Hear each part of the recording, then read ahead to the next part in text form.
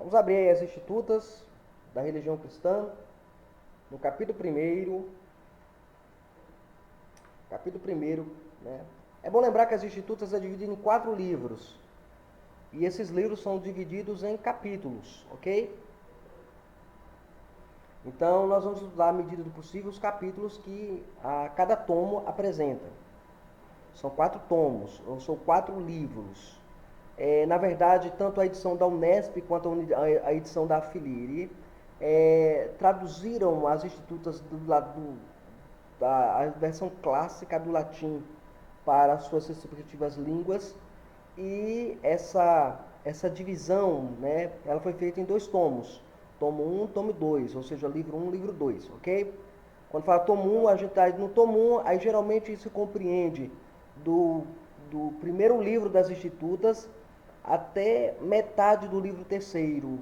E no tomo 2 vai da parte que terminou o livro terceiro, né, até o livro 4, todo analisando questões doutrinárias e eclesiológicas, ok? Ok. Muito bem. A tradução pode sair um pouco diferente da tradução que você tem aí, viu, Tá. Severino? Ok? Ok. Muito bem. O primeiro capítulo trata do seguinte: o conhecimento de Deus e o de nós mesmos se relacionam entre si, de maneira de maneira em que convivem mutuamente. Ou seja, a ideia agora é que o Calvino ele começa as Institutas abrindo o primeiro postulado, que é o postulado da questão do conhecimento. Como o homem conhece a Deus, como o homem chega a conhecer a Deus e como ele começa a conhecer a si mesmo. Ou seja, Calvino começa a tratar do aspecto da revelação, ok? Esse é o primeiro aspecto que ele começa. É interessante que Calvino não começa com o aspecto do ser de Deus propriamente dito, mas ele começa com o conhecimento do ser de Deus, ou seja, como o homem passa a conhecer a Deus, como o homem chega a este conhecimento de Deus na sua existência. E aí ele começa no primeiro parágrafo, ele começa o seguinte: a relação desses dois conhecimentos. Ele diz: quase toda a suma de nossa sabedoria, que deveras se deve ter por verdadeira e sólida sabedoria, consiste em 2 pontos. Quais são os 2 pontos? Primeiro, a saber, no conhecimento que o homem deve ter de Deus e no conhecimento que deve ter de si mesmo. Então ele vai dizer que a soma total, a totalidade de toda a sabedoria, de todo o conhecimento que o homem precisa viver piedosamente, primeiro conhecer, ter o conhecimento, o homem conhecer a Deus e conhecer a si mesmo. Entendeu? Entendi. Então ele começa trabalhando essa ideia. Ou seja, 2 postulações necessárias: o conhecer a Deus e conhecer a nós mesmos. Hoje as pessoas procuram mais conhecer a si mesmas para depois conhecer a Deus. A pregação antropológica, a pregação antropocêntrica, a pregação voltada para o homem diz que o homem precisa conhecer a si mesmo. Por exemplo, quando você assistiu, eu não sei se você chegou a assistir o filme Matrix, e Assisti. tem uma cena interessante no filme Matrix, que quando o Neo ele entra na casa do oráculo, e na porta de cima tem uma frase bem interessante. A frase, conhece-te a ti mesmo. É uma máxima socratiana, ou seja, é uma máxima de Sócrates. Ou seja, a ideia é que o homem ele conhece a si mesmo, o homem ele parte do seu próprio conhecimento, ele tem o conhecimento dele, então o que impera é o conhecimento dele. Pitágoras dizia que o homem é a medida de todas as coisas, das que são como não são e das que são como são. Esse é o postulado de Pitágoras na sua máxima maior. Agora, Calvino ele vem e diz, não é assim que começam as coisas. As coisas devem ser primeiro, eu devo primeiro conhecer a Deus e depois conhecer a mim mesmo. E ele continua dizendo, olha o que é que ele diz. Mas como esses 2 conhecimentos estão muito unidos e entrelaçados entre si, não é uma coisa muito fácil de distinguir qual procede e origina o outro, pois, em primeiro lugar, ninguém se pode contemplar a si mesmo sem que por um momento se sinta impulsionado a levar em consideração a Deus. no qual vive e no qual se move. Porque não há quem duvide que os dons nos quais toda a nossa dignidade consiste não seja de maneira alguma nossos. Veja que coisa interessante Calvino coloca aqui para a gente, né? Calvino diz que é difícil a gente conseguir distinguir quando um começa e o outro termina nesses conhecimentos, nessa relação de conhecimento. Mas ele diz uma coisa interessante, ele diz que ninguém pode contemplar, olhar para dentro de si, examinar a si mesmo, sem que primeiro olhe para Deus e contemple a Deus e veja a Deus. Entende isso?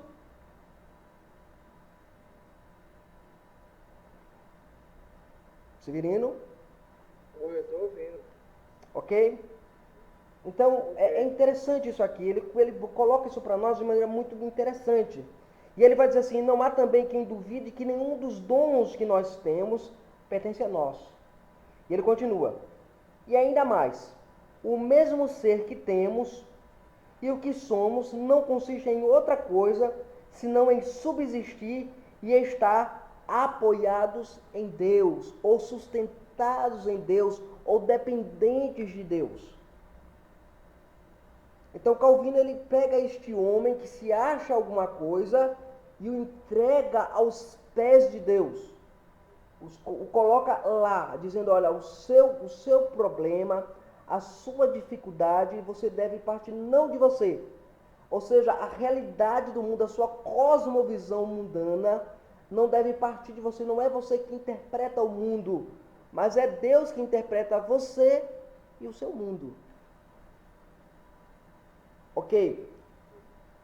E ele continua aqui nos dizendo aqui interessante, ele diz, além do mais, estes bens que como gota a gota descem sobre nós dos céus, nos encaminham como que rios até a fonte. Assim mesmo, por nossa pobreza, se mostra todavia melhor aquela imensidade de bens que em Deus reside. Ou seja, Calvino diz, olha, é por causa da nossa pobreza, da nossa nulidade, que nós recebemos todas as bênçãos de Deus, que cai como gota em gota, ou na verdade cai como chuva dos céus sobre nós, e nos leva como um rio até a sua fonte, até a sua origem, que certamente aqui ele coloca que é Deus. E ele diz assim, e aí ele diz, olha, assim por nossa pobreza se mostra todavia melhor aquela imensidão de bens que em Deus reside, ou seja, por causa do nosso estado de necessidade profunda, Deus revela a sua bondade de maneira imensa a estender os seus braços sobre nós. E ele continua, e principalmente esta miserável queda, na qual, pela transgressão do homem, caímos, nos obriga a levantar os nossos olhos para cima, não somente para que, sedentos e famintos, pidamos ou venhamos a rogar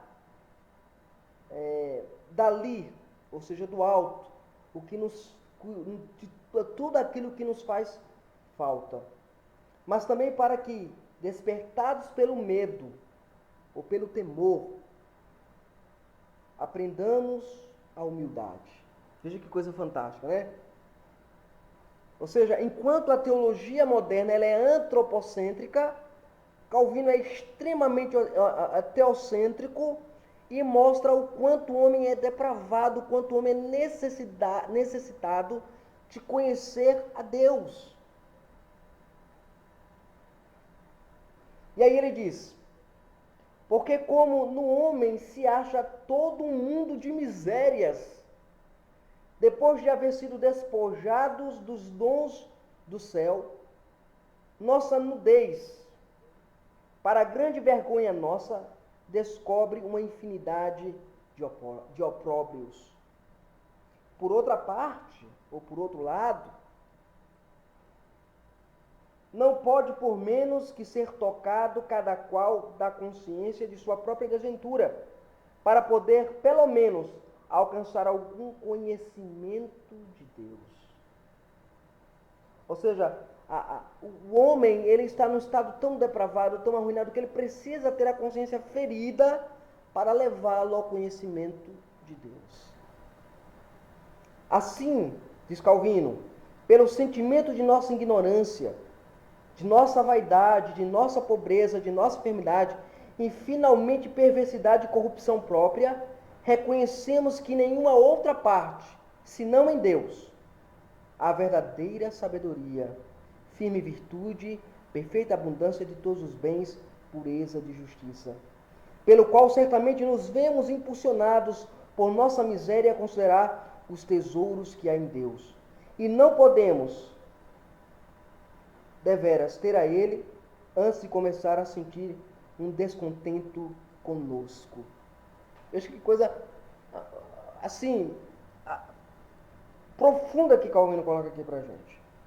Calvino diz que esse sentimento de nossa ignorância, de toda a vaidade que nós temos, de toda a pobreza e enfermidade, e finalmente toda a perversidade, que é interessante aqui que ele coloca, toda a nossa perversidade e fruto da nossa corrupção própria, ele diz que por causa dessas coisas, certamente nos vemos impulsionados por nossa miséria a considerar os tesouros que há em Deus. E aí ele diz que a verdadeira sabedoria encontra-se em Deus quando nós olhamos para a nossa perversão e pecaminosidade. Ou seja, a verdade ela só pode ser verdade se eu considero Deus. No mundo pós-moderno, Deus é desconsiderado, a realidade é negada e, consequentemente, a verdade é relativizada.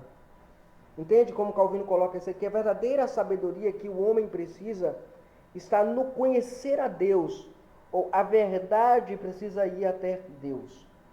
Ok, e ele continua dizendo aqui, terminando esse primeiro parágrafo, ele diz: e não podemos, deveras ter a Ele antes de começar a sentir um descontento conosco. Ou seja, eu não posso me aproximar de Deus enquanto eu não me olhar como nulo, como acabado, como alguém descontente, ou seja, infeliz comigo mesmo, em saber que eu sou depravado, mau, ruim, perverso, que tem uma profunda chaga e marcado por toda a sorte de misérias.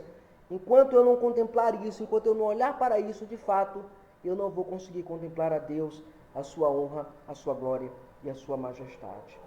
Ele diz, aí ele termina dizendo, por quê? Que homem há que não sinta contento descansado em si mesmo? Quem não descansa em si enquanto não se conhece a si mesmo? A saber, quanto está contente com os dons que vê em si, ignorando sua miséria e esquecendo-a. Pelo qual o conhecimento de nós mesmos não somente nos nos aprisiona, essa seria a tradução adequada, nos aprisiona para que busquemos a Deus, mas que nos leva como que pela mão, para que assim o achemos. Não é aquela ideia de nos aprisionar e deixar preso, mas é aquela ideia de alguém que nos segura pelo braço e nos leva até Deus. Ou seja, quando você para e reflete que você não é nada, que você não sabe nada, que você não conhece nada, aí você passa a pensar, a considerar o ser divino. Quando você chega à conclusão de que você é totalmente depravado, que o seu conhecimento, por mais cheio de intelectualidade que tenha, por mais cultura que tenha, enquanto ele não conhece a Deus, não é um verdadeiro conhecimento, não é uma verdadeira sabedoria. Ok? Ok. Alguma pergunta? Não. Eu só estou sentindo alguma diferença por causa da leitura de algumas coisas. Há um acréscimo daquilo que você fala aqui em algumas partes. Mas não há nenhum tipo de Discrepância não, né? discrepância não. Entendi. Na verdade, essa questão é porque a questão da tradução ela é muito complicada mesmo, né? Eu estou usando a tradução espanhol para o português, estou lendo do espanhol traduzindo para o português. E a versão que você está lendo aí é a versão da Unesp, que é uma versão excelente em português. Para mim, é a melhor versão em português das Institutas. Ela tem algumas peculiaridades mesmo, é uma tradução meio peculiar mesmo. Ok? Vamos considerar agora o segundo parágrafo do capítulo 1º. A conclusão que a conclusão que Calvino ele tem é que em si o homem só pode ter essas pequenas gotas que vão descendo do céu, assim eu posso dizer assim, sobre si no tocante da sua miserabilidade e no reconhecimento de que a sua ignorância ela só pode ser dada através desses pequenos conhecimentos que aos poucos Deus vai fornecendo através da sua graça, assim, posso dizer dessa forma? É o seguinte, o que Calvino propõe é o seguinte: eu tenho dois conhecimentos, ele coloca com o conhecimento de Deus e o conhecimento dos homens. Então, o que é que ele faz? Eu não sei se você chegou a ler aquele livro, As Implicações Práticas do Calvinismo, do Al Martin, publicado pela editora Os Puritanos. Eu acredito que desse não, mas eu tenho alguns que são totalmente diferentes. Tá, As Implicações Práticas do Calvinismo, do Al Martin. Ele faz uma análise de Isaías capítulo 6. E ele começa a dizer que a primeira atitude que Deus faz quando o homem ele o torna um homem calvinista é primeiro fazer com que o homem o contemple.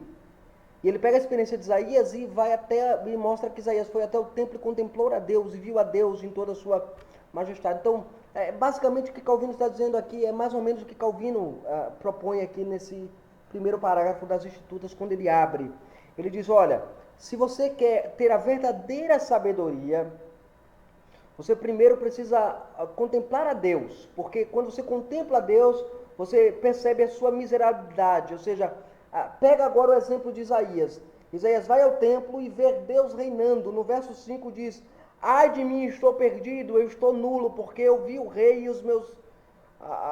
e eu não consigo ficar de pé diante de Deus e da sua santidade, do seu poderio. Então, o que Calvino está dizendo é o seguinte, olha, quando eu tenho contato com o conhecimento de Deus, isso gera em mim humildade. E aquele conhecimento que eu tinha no mundo era miserável porque ele era um conhecimento à parte de Deus. Era um conhecimento que não levava a ideia de Deus, era um conhecimento que não levava Deus em consideração. Minha mulher está perguntando se eu estou dando aula ou se eu estou pregando. Imagina um negócio desse. Ok? Entendeu isso? Ok. Aham. Muito bem. Vamos lá. O segundo parágrafo das Institutas, o subtítulo tem assim, o homem na presença de Deus. Ok? Ok. Por outra parte, é coisa evidente, diz Calvino, que o homem nunca jamais chega ao conhecimento de si mesmo sem que primeiro não contemplasse, sem que primeiro não contemple o rosto de Deus. E depois de havê-lo contemplado, decide ou desce a considerar a si mesmo. Porque estando arraigado em nós o orgulho e a soberba, sempre nos temos por justos e perfeitos, sábios e santos, a não ser que, como manifestas provas, sejamos convencidos de nossa injustiça, falha, loucura e impureza. Porém, não nos convencemos se somente nos considerarmos a nós mesmos e não a Deus, o qual é somente a regra com que se deve ordenar e regular este juízo. Ou seja, Calvino agora ele percebe isso e diz, olha, ninguém pode chegar a um conhecimento verdadeiro de si mesmo ou de Deus se considerar apenas a si mesmo. Ou seja, quando eu considero apenas a mim mesmo, eu de fato não tenho nada disso. Eu preciso considerar a mim mesmo à luz da ótica de Deus. Porque nós somos orgulhosos, nós somos soberbos, nós não aceitamos que as pessoas nos chamem de pecadores, nos chamem de miseráveis, nos chamem de ímpios, de distantes, de pessoas insensatas. As pessoas não querem isso. Então Calvino diz, olha, é necessário que você volte a Deus, que é a regra, só Ele é a regra medidora, avaliadora desse juízo. Entendeu? Uhum. Aí ele continua aqui pra gente, olha o que ele continua dizendo. Porque como todos nós estamos, por nossa natureza, inclinados à hipocrisia, qualquer vã aparência de justiça nos dará tanta satisfação como se fosse a mesma justiça. Ou seja, como o que Calvino ele coloca aqui para nós é que nós somos tão marcados pela hipocrisia que qualquer coisa justa que nós façamos, julgamos que isso é a justiça que Deus requer. E ficamos contentes com isso. Eu ajudei alguém, eu estendi a mão a alguém, eu socorri alguém, então isso para nós é suficiente. Interessante. Exato. E aí, ele diz, e porque ao redor de nós não há coisa que não seja manchada com grande sujeira, o que não é tão sujo nos parece limpíssimo, enquanto que mantenhamos o nosso entendimento dentro dos limites da sujeira deste mundo. Ou seja, veja o que você está sentindo, ele diz assim, olha, aquilo que eu olho em volta do mundo, né, e aquilo que é menos podre, eu acho que é limpo. Porque eu estou no meio da sujeira. Eu não estou olhando em minha volta. Vou dar um exemplo bem clássico aqui. Quando a gente começa a tratar sobre a questão política no Brasil, que um determinado partido está realmente atropelando o Brasil, acabando com o Brasil, destruindo o Brasil, aí os defensores do partido dizem, mas no passado o partido tal tinha isso. Então veja, eles estão concordando com a corrupção, achando que não há corrupção, de fato, porque corrupção era que se fazia nas escondidas e não que se faz às claras. Entende? Entendo. E aí Calvino ele é muito, muito preciso nisso. Ele diz, olha, ele diz, e porque ao redor de nós não há coisa que não esteja manchada com grande sujeira, o que não é tão sujo nos parece limpíssimo, enquanto mantenhamos o nosso entendimento dentro dos limites da sujeira deste mundo. Da mesma forma que o olho, que não tem diante de si mais cor do que o negro, tem por branquíssimo o que é meio branco ou escuro. Ou seja, aquilo que é amarelado, ele tem por branco, ou preto aquilo que tem por escuro, ou branco aquilo que tem por negro. Ou seja, ele diz, olha, essa inversão dos valores que o homem faz quando está na depravação do seu pecado. Entende? Ele inverte os valores, ele inverte as ideias, ele inverte as coisas. Veja, Calvino falando isso no século XVI. Coisa que a gente vê hoje no século XXI, o valor sendo invertido, a verdade sendo trocada pela mentira, e assim sucessivamente, como nós vemos. Ok? Muito bem. Ele continua dizendo, todavia, podemos discernir ainda mais acerca pelos sentidos, né? Aliás, e todavia poderemos discernir ainda mais próximo pelos sentidos corporais, quanto nos enganamos ao julgar os poderes e as faculdades da alma. Porque se ao meio-dia pomos os olhos na terra e olhamos as coisas que estão ao redor de nós, nos parece que temos a melhor vista do mundo. É verdade.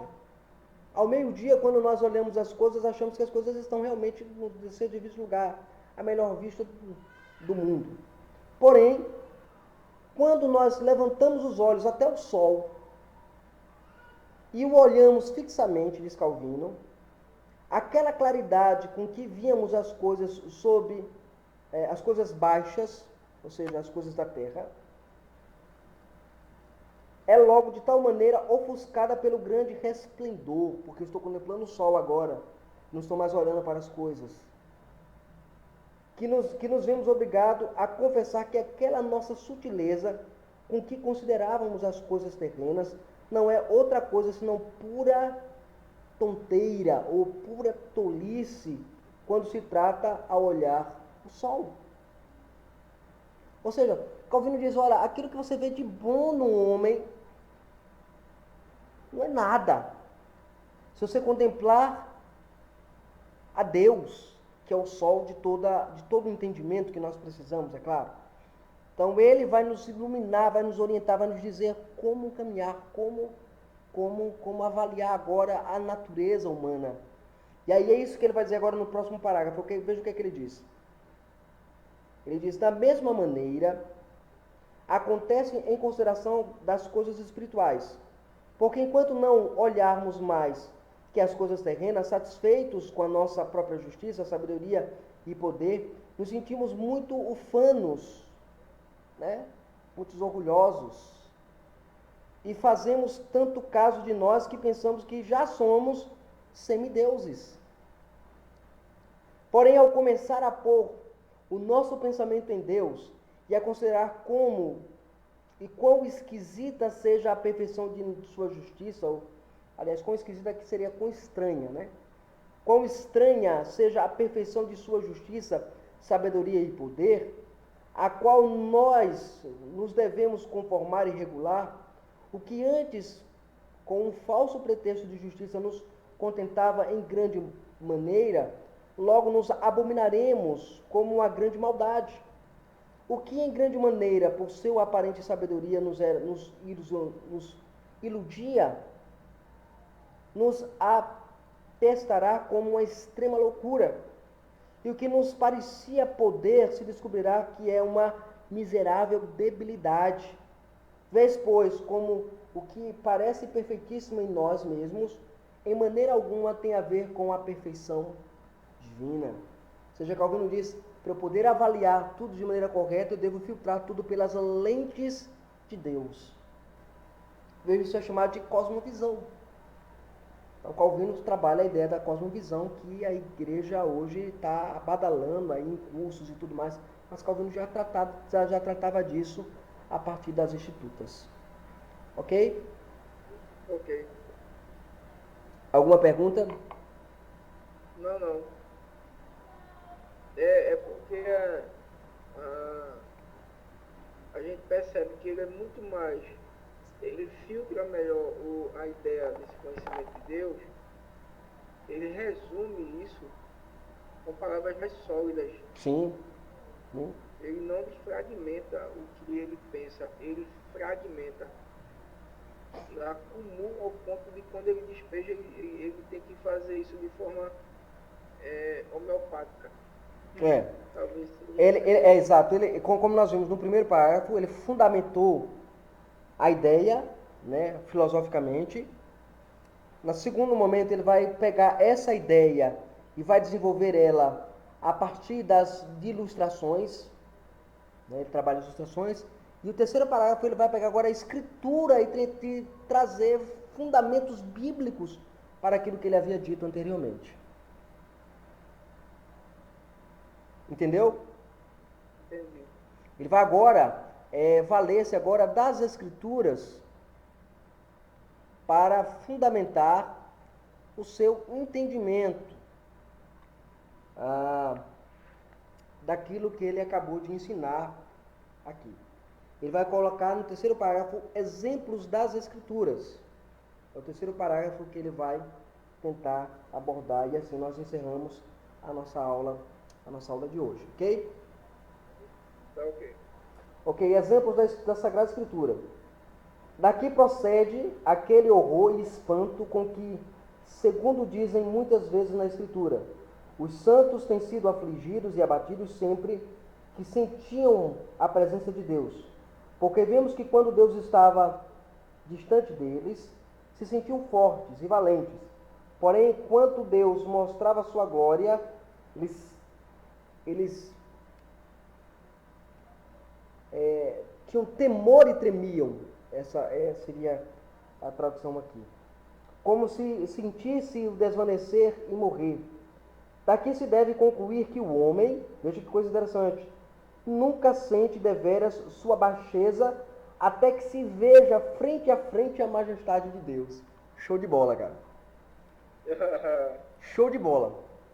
Porque ele vai dizer exatamente isso, ele vai dizer assim, que o homem, ele não percebe a sua baixeza, a sua iniquidade, sem que primeiro ele leve em consideração a majestade de Deus, que ele não esteja, sem que ele esteja de frente à majestade de Deus. Essa é uma ideia muito interessante que Calvino vai desenvolver aqui para nós, né? Calvino vai desenvolver isso de maneira bem interessantíssima. Então ele começa aqui dizendo, muitos exemplos temos deste desvanecimento e terror no livro dos Juízes e nos dos profetas, de modo que esta forma de falar era muito frequente no meio do povo de Deus. Por exemplo, morremos porque vimos ao Senhor. Ele vai citar aí o texto que é bem interessante, que é o texto de Juízes, né? Juízes 13, 22, Isaías 6, 5, Ezequiel 2, 1. Pronto, esses textos. Exato, Juízes 13, 22. Olha o que ele vai nos dizer aqui, Juízes 13, 22. Não é isso? Juízes 13, 22, ele diz, disse Manoa a sua mulher, certamente morreremos porque vimos a Deus. Então, contemplar a Deus dá o sentido de desvanecimento. Isaías 6,5 eu já mencionei aqui, não foi? Foi. Isaías 6,5, né? Eu estou perdido porque os meus olhos viram o rei, né? E sou um pecador. Ezequiel, o livro do profeta Ezequiel, capítulo 1, é isso aqui, capítulo 1, verso 28. Não, aqui tem Ezequiel, capítulo 2, versículo 1. Ezequiel 2:1, é? É. Muito estranho. Lê aí Ezequiel 2:1. Porque essa minha Bíblia aqui, ela não corresponde muito com o que a gente fala, não, porque eu peguei ela aqui para você. Ó, Ezequiel 2:1, olha o que é que diz. Bem, E esta voz me disse, filho do homem, põe-te de pé e falarei contigo. Eu acho que não é isso, não. Acho que é errado aí na tradução, viu? Quer dizer, não na tradução, mas colocar a referência errada. A referência é Ezequiel capítulo 1, verso 28, que diz, com o aspecto do arco, que aparece na nuvem em dia de chuva, assim era o resplendor em redor. Esta era a aparência da glória do Senhor. Vendo isto, caí com o rosto em terra e ouvi a voz de quem falava. Então o profeta diz que caiu com o rosto em terra porque contemplou a glória de Deus. Aí o capítulo 3, verso 14 agora de Ezequiel. Capítulo 3, verso 14. momento só.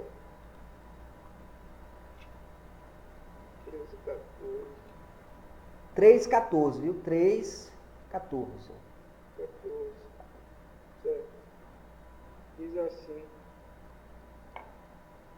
Aí o poder do Senhor me dominou. Não.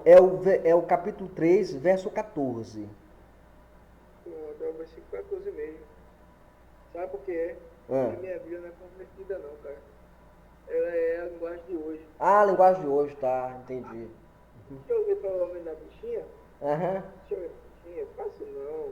Vá, leia a linguagem de hoje, leia.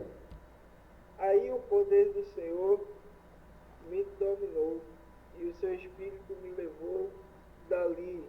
Aí eu fiquei zangado e cheio de amargura.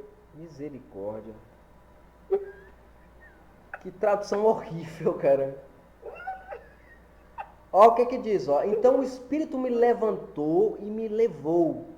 E eu fui amargurado na excitação do meu espírito, mas a mão do Senhor se fez muito forte sobre mim. Ou seja, ele estava abatido. O Senhor foi lá e se revelou a ele e o trouxe a restauração, né? Ok, e em outros lugares de Calvino. Aí Calvino continua. E assim a sabedoria de Jó, para humilhar aos homens com sua própria consciência de sua loucura, impotência, impureza, aduz também sempre como principal argumento a descrição da sabedoria e poder e pureza de Deus. E isso não sem motivo. Porque vemos como Abraão, quanto mais chegou a contemplar a glória de Deus, tanto melhor se reconheceu a si mesmo como pó e terra, ou como terra e pó. Né? Gênesis capítulo 18, verso 27. Gênesis 18, 27, ok? Gênesis 18, 27 diz: E disse mais Abraão: Eis que me atrevo a falar ao Senhor, que eu sou pó e cinza. Então ele ao contemplar Deus, ele se reconheceu como pó e cinza. E é Calvino fundamentando a sua posição teológica. E como Elias escondeu seu rosto, não podendo suportar sua contemplação, lá no livro de 1 Reis, né? É 1 Reis que ele cita aí, não é isso? 1 Reis 19, 13. 1 Reis 19, verso 13. E ouvindo Elias, envolveu o rosto no seu manto, e saindo, pôs-se à entrada da caverna, e eis que lhe veio uma voz, e lhe disse: Que fazes aqui, Elias? Elias escondeu o rosto, porque se viu nulo diante de Deus. Tanto era o espanto que os santos sentiam com a sua presença, com a presença de Deus, e que fará o homem, que não é mais do que uma podridão hedionda, quanto os mesmos querubins se veem obrigados a cobrir o seu rosto por tanto espanto. Isaías 6, verso 2, nós vemos isso lá na Escritura, onde os anjos, os querubins, escondem o rosto porque não conseguem contemplar a santidade de Deus, né?